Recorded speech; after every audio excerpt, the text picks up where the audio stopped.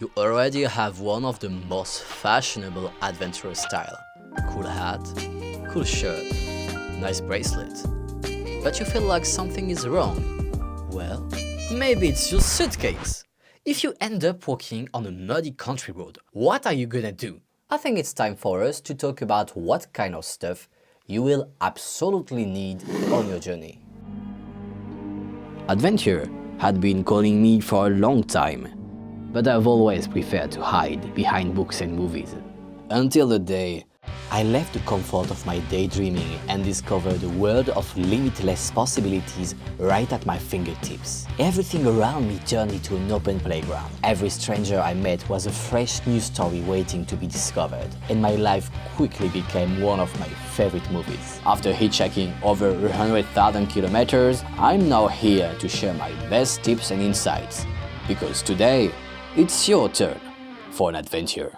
Choosing the right backpack and equipment will have a huge impact on your trip because it will determine the kind of experiences you can have or not. So let's start with the basic number one, your backpack. So, what kind of backpack should you choose? The answer is, it depends on your traveling style. For a one-day trip, a 10 to 20 liters backpack can be enough. I mean, you just need something to eat or drink in this kind of adventure, so chill. But for a one-week trip, 30 liters can be good. For more than a week, you can keep 30 liters, but have some use of a 50 liters. The idea is truly to adapt to your situation. For example, in winter, you will have heavier stuff. And of course, you must adapt to your needs, to your project. Digital nomads, they will need a computer. Hikers, they will need a tent. And of course, musicians, they will need their instrument. And I need to learn how to play it. And as you can see, size matters, so choose well. What do I always take with me when I go hitchhiking more than 2 days? First is a rain cover case, so your backpack stays dry. And take a raincoat for keeping your body dry. You should also take a water bottle, a microfiber towel, multi-use soap, a toothbrush, some toothpaste, and some random hygiene tools. Important, choose toothpaste and other cosmetics with screw-on caps. I also have a sleeping bag, 10 or 5 degrees according to the season. I also have an air mattress, very useful when you want to sleep at people's place.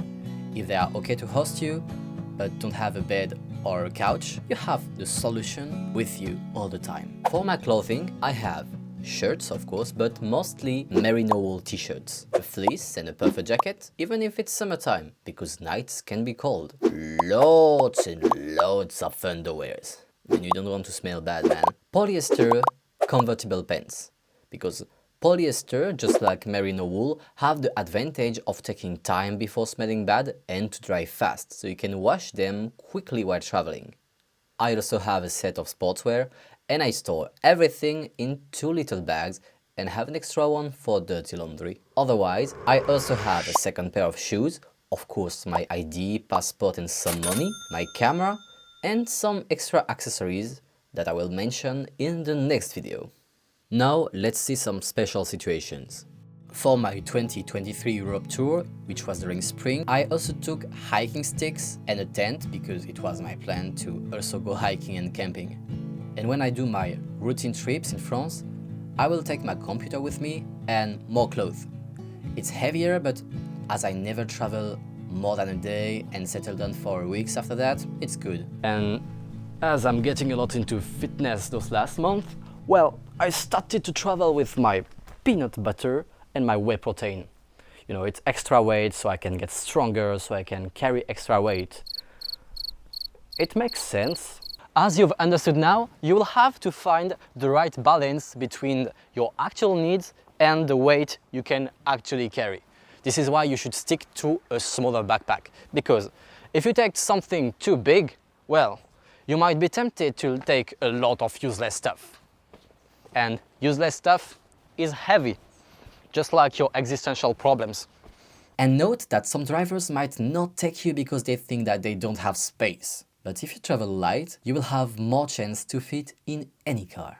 The less weight you have on your shoulders, the better, because this way you will minimize the risk of injury, whether it's for your back, your knees, or your feet, and you will also optimize your energy level for the whole trip. The recommendations I had for finding the maximum weight I should carry was to take 20% of my body weight, which means that I should take 60 kilograms divided by 5, which gives us 12 kilograms for all the equipment, water and food included.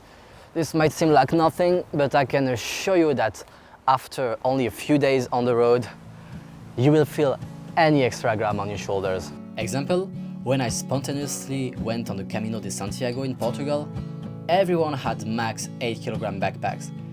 And I think that I had up to 14 kilograms on my shoulders. So already more than what I'm supposed to have. Oops! My legs were strong enough to do 20-25 kilometers a day, but I was exhausted and my feet became so painful. I chose to stop halfway, which was really frustrating because I loved being in the nature, talking with the other pilgrims, experiencing time at a slower pace. It was amazing, so I think I will come back later, but with an appropriate backpack. That's what I have in mind when I prepare my backpack. Of course, if you have any extra recommendations or advice, please share it in the comment section. And think about watching my next video, which will be about accessories, and I think it completes this one quite well. So, well, that's all for today. Thanks a lot for watching. Think about subscribing, liking the video, and when you've done that, see you on the road.